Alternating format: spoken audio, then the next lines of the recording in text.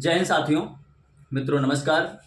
साथियों, आज हम बात करेंगे नेताजी सुभाष चंद्र बोस जी के बारे में।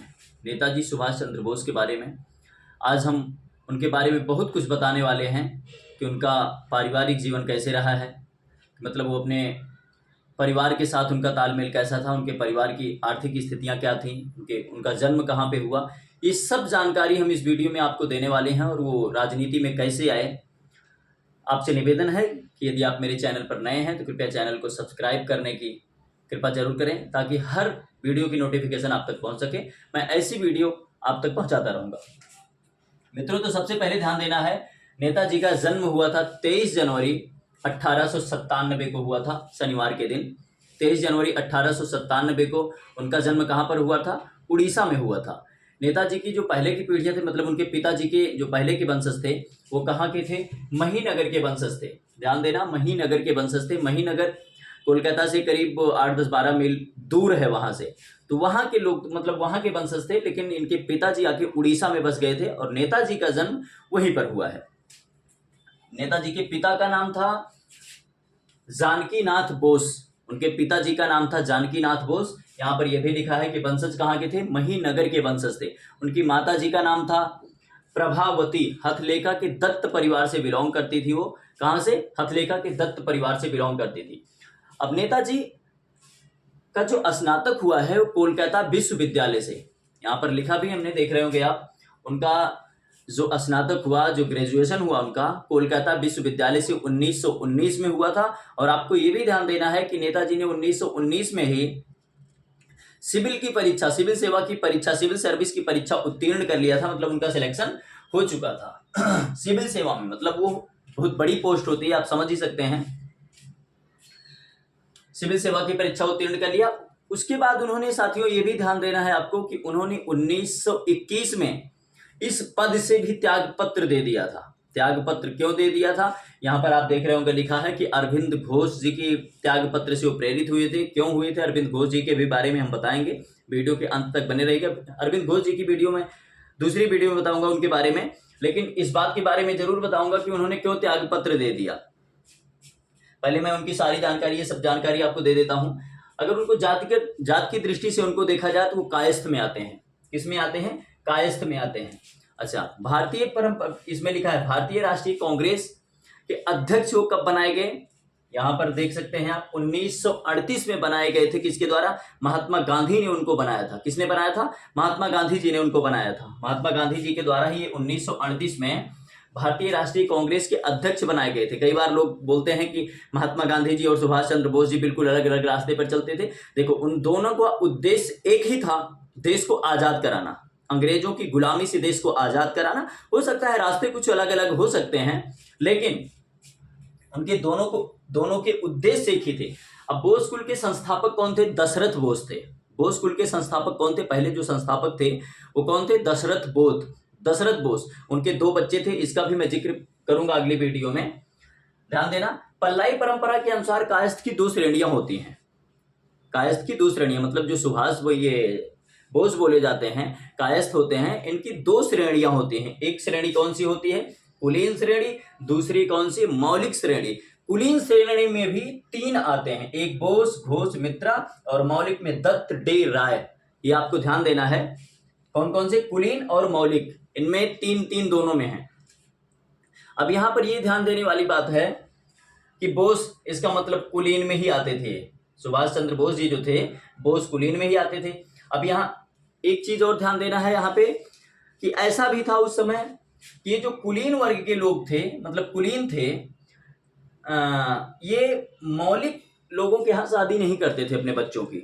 ऐसा उसमें जिक्र किया है सुभाष चंद्र बोस जी ने, कि वहां पर कुलीन लोगों की शादी इनके यहाँ नहीं होती थी, क्योंकि शायद ये लोग इनको थोड़ा सा अपने से नीचा समझते थे। मतलब कुछ अलग अलग, जैसे हमारे यहाँ भी, मतलब अपने यहाँ भी होता है कि कुछ लोग बोलते हैं कि इनके यहाँ शादी नहीं करना है हम लोग नहीं मानते हैं, मतलब कुछ होता होगा, उनका अपना सिस्टम रहा होगा। इनके दादाजी का नाम क्या था? अच्छा, ये उसमें जिक्र है कि शायद अभी भी ऐसे होता आ रहा है। ये जो हुआ है, अभी भी जब आप किसी से, मतलब ये कायस्थ लोगों से आप मिलेंगे, उनसे पूछेंगे, तो शायद उनके यहाँ आज भी ऐसा होता है।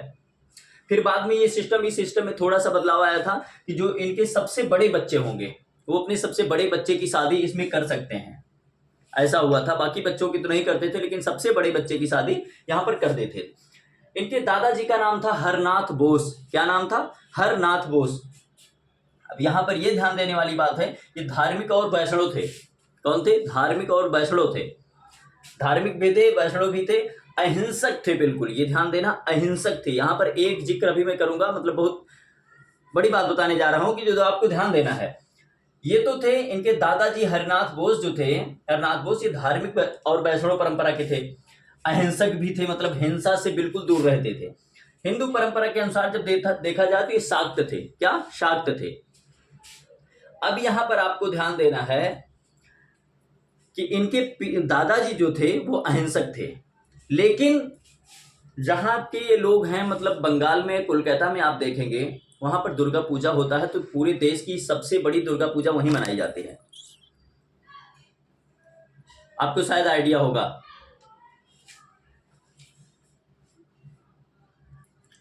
साथियों, इनके दादाजी अहिंसक थे, बिल्कुल हिंसा से दूर रहते थे, लेकिन इनके और जो परिवारीजन थे वो ऐसा नहीं थे वो।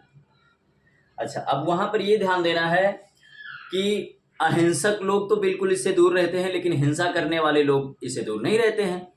मतलब हिंसा नहीं, किसी को भी मार काट दो। अब वहां पर क्या होता था, जब दुर्गा पूजा होता था तो बकरे की बलि दी जाती थी, लेकिन इनके दादाजी ने उस पर रोक लगा दिया था, क्योंकि ये क्या थे? अहिंसा के पुजारी थे, और बाकी लोग इससे थोड़ा सा दूर रहते थे इनकी विचारधारा से। कुछ दिन के लिए तो बंद हुआ, चोरी छुप के तब भी करता रहा, लेकिन आज भी ऐसा है शायद कि आप वहां पर जब जाएंगे तो देखेंगे कि वहां पर अभी भी दुर्गा पूजा के टाइम पे बकरे की बलि दी जाती है। अब दूसरा, इनके पिताजी कटक में सरकारी वकील थे। इनके पिताजी, यहाँ पर जो लिखा है, जिनका नाम था जानकी नाथ बोस, ये कटक में सरकारी वकील थे। पहले तो प्राइवेट वकील थे, इसके पहले इन्होंने स्कूल में भी पढ़ाया है, कॉलेज में भी पढ़ाया है। वहां पर इनका सिलेक्शन, पहले प्राइवेट मतलब कुछ दिन वकील रहे, उसके बाद इनका सरकारी वकील के तौर पर, बतौर सरकारी वकील ये कार्यरत रहे, कुछ दिन तक काम किए, कुछ वर्षों तक। लेकिन कुछ समस्याओं के कारण, मतलब कुछ स्थितियां ऐसी हुई कि जब इन्होंने त्याग पत्र दे दिया उस पद से त्याग पत्र क्यों दिया? वहां के जो जिलाधिकारी महोदय थे उनसे कुछ इनकी अनबन हो गई, उसके चलते इनके पिताजी ने उस पद से त्याग पत्र दे दिया। अब ध्यान देना है, 1921 में बंगाल विधान परिषद के सदस्य भी चुने गए। क्या? बंगाल विधान परिषद के सदस्य भी। और राय बहादुर की उपाधि इनको मिली थी। किसको मिली थी? इनके पिताजी को, जानकी नाथ बोस जी को ये उपाधि मिली थी। 1917 में सरकारी वकील पद से त्यागपत्र दे दिया था, और बाद में कुछ ऐसी स्थितियां बनी कि इनसे नहीं बर्दाश्त हुआ, तो इस पद से भी इन्होंने इस्तीफा दे दिया था। मतलब देखो, इनके परिवार में इसे पता चल रहा है कि जोश की कमी नहीं थी इनके पिताजी के पास भी, और इनका जो पारिवारिक हालात रहा है, पारिवारिक जो स्थितियां रही हैं, ये लोग संपन्न रहे हैं हमेशा से ही। और दूसरा सबसे बड़ी बात यह है, इनका परिवार शिक्षा के क्षेत्र में, योग्यता के क्षेत्र में बिल्कुल काफ़ी तेज तर्राक था, मतलब ठीक ठाक था। अब सुभाष चंद्र बोस जी ने यह भी कहा है कि हमें कभी भी, मतलब धन का अभाव का फील नहीं हुआ कि हमारे पास धन नहीं रहा है, उस चक्कर में हमको कोई किसी भी प्रकार का दिक्कत का सामना करना पड़ा है। ऐसी कोई दिक्कत उनकी लाइफ में नहीं आई है, मतलब उनके परिवार की तरफ से। अच्छा, यहाँ पर ये लिखा है कि एक बात मैंने ये लिखा है, यहाँ पर ध्यान देंगे आप, कि 9 संतानों में से छठी संतान। अब ध्यान देना, एक बात यहाँ पर यह भी है कि जानकी नाथ बोस जी और प्रभावती जी, मतलब इनके माता पिता के 9 संतानें थी। सुभाष चंद्र बोस जी के माता पिता जी की 9 संतानें थी, जिसमें इनका छठा नंबर था। टोटली कुछ बच्चे बाद में शायद एक्सपायर हो गए थे, टोटल तो ये 14 थे, मतलब 8 बच्चे, 8 लड़के और 6 लड़कियां, ऐसा था। लेकिन कुछ बच्चे एक्सपायर हो गए, तो 9 यहाँ पर थे, जिसका जिक्र उसमें किया गया है। अच्छा, ये भी बात है, ये भी देखो कि जो इनके नाना जी थे, उनके भी 8 बच्चे, मतलब 8 लड़के और 6 लड़कियां थी, इनके नाना जी के भी। अब आप ध्यान देंगे कि क्या नाम है, अच्छा, ध्यान देने वाली बात यह है कि इनके पिताजी के भी, मतलब 14 संतानें थी, 8 लड़के और 6 लड़कियां, कुछ बच्चे बाद में एक्सपायर हो गए। इनके नाना जी के भी 8 लड़के और 6 लड़कियां थी। 14 बच्चे। और दूसरा आप ध्यान दिए होंगे डॉक्टर भीमराव अंबेडकर जी के यहाँ भी यही हालात थी, मतलब ऐसे ही थे, उनका भी परिवार काफ़ी लंबा चौड़ा था। अच्छा, ये नेताजी ने इसका भी जिक्र किया है कि इनके जो और भाई थे उनके भी मतलब परिवार इनका लंबा चौड़ा रहा है, उसमें कोई संदेह नहीं रहा है, और जो बहनें रही उनका भी परिवार काफ़ी ठीक ठाक रहा है। इन सारी बातों का जिक्र उन्होंने किया है। अच्छा साथियों, अब यहाँ से एक बड़ी मतलब जो उनकी लाइफ में एक बहुत बड़ी चीज़ है, बहुत बड़ी बात है कि जब वो मात्र 15 वर्ष के थे तभी उन्होंने अपनी माता जी को एक पत्र लिखा था। कब लिखा था? उनसे क्वेश्चन किया था 12 और 13 में। क्या पूछा था उन्होंने? 1912-13 में उन्होंने कहा था कि हे माता, इस देश में ऐसे कितने निस्वार्थ लोग हैं, इस स्वार्थी दुनिया में कितने निस्वार्थी लोग हैं, इतने ऐसे कितने वीर सपूत हैं जो अपनी माता के लिए, अपने देश के लिए बलिदान देने के लिए तैयार हैं। क्या आपका बेटा उस लायक हो गया है? ये किसने कहा है? नेताजी सुभाष चंद्र बोस जी ने कहा है। अच्छा, फिर उन्होंने एक जिक्र और ये भी कहा है कि जो मेरा जन्म हुआ है वो किस काम के लिए हुआ है? लोगों की भलाई के लिए, देश को, धरती को पाप से मुक्त करने के लिए, पापों से मुक्ति दिलाने के लिए, हर भारतीय नागरिक के हृदय में, हर भारतीय नागरिक के दिल में सच्चाई और नेकी उत्पन्न कराने के लिए, सच्चाई और नेकी का दीपक जलाने के लिए हमारा जन्म युगों युगों में, हर युग में होता रहा है। और मेरा जन्म कई देशों में हो चुका है, ये भी उन्होंने जिक्र करा है। उसी आत्मकथा में ये भी उन्होंने लिखा है, जब अपनी माता जी को ये बोल रहे थे, उन्होंने ये भी लिखा है कि मेरा जन्म कई देशों में ऐसे हो चुका है और धरती को पाप से मुक्त कराना ही हमारा कर्तव्य है, हमारा जन्म इसीलिए हुआ है। और दूसरा, उन्होंने भारत माँ को अपनी प्रिय भूमि क्यों कहा है? भारत माता को, भारत को अपनी प्रिय भूमि क्यों कहा है? क्योंकि उन्होंने ये भी कहा है कि हमारा जन्म कई देशों में हो चुका है, लेकिन हमारा देश, हमारा जन्म सबसे ज़्यादा भारत में हुआ है।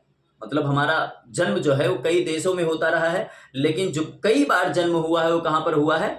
भारत में हुआ है। इसलिए इस भारत भूमि को उन्होंने मातृभूमि की संज्ञा दिया, मतलब मातृभूमि कहा और इसको सबसे प्रिय भूमि कहा है। ईश्वर, मतलब उन्होंने जिक्र किया है कि ईश्वर की भी सबसे प्रिय भूमि है। ये किसने कहा है? नेताजी सुभाष चंद्र बोस जी ने कहा है। साथियों, अब आपको, मुझे उम्मीद है इन सारी बातों की जानकारी आपको अच्छे से समझ में आ गई होगी, मिल गई होगी। और दूसरा मैं आपको बताना चाहूँगा, इन्होंने अपने भाई को एक पत्र लिखा था। जब ये त्याग पत्र देने जा रहे थे, मतलब त्याग पत्र देने का निर्णय ले लिए थे सिविल सेवा से कि मैं सिविल सर्विस नहीं करूँगा, तो इन्होंने अपने भाई को एक पत्र लिखा कि मैं ऐसी अब नहीं करूँगा, और मुझे पता है कि सिविल सेवा से और जो हम करना चाहते हैं उसका कोई बहुत बड़ा संबंध, मतलब कोई संबंध नहीं है। यहाँ पर इस पद पर रहकर मैं कुछ कर नहीं सकता हूँ, देश के लिए जो मैं करना चाहता हूँ मतलब वो काम नहीं कर सकता हूँ। तो साथियों, ये बात किसने कहा है? नेताजी सुभाष चंद्र बोस जी ने कहा है। मुझे उम्मीद है कि ये सारी बातें आपको समझ में आई होंगी। जब 15-16 साल का बच्चा होता है तब वो खेलने खाने में मस्त होता है, 20-22 साल तक की उम्र में वो मस्त होता है बिल्कुल, लेकिन तभी नेताजी सुभाष चंद्र बोस जी ने मतलब इतना सब कुछ करने का साहस कर लिया था। और बहुत सारी बातें हैं जो मैं आपको बताऊंगा, ये स्वामी विवेकानंद जी की बातों से भी बहुत प्रेरित हुए और उनके गुरु की भी बातों से बहुत प्रेरित हुए। इनकी बहुत सारी बातें हैं, मैं आपको अगली वीडियो में बताऊंगा। मेरा निवेदन है कि आप मेरी वीडियो को लाइक करने की कृपा जरूर करें अगर वीडियो पसंद आई हो तो। जय हिंद साथियों।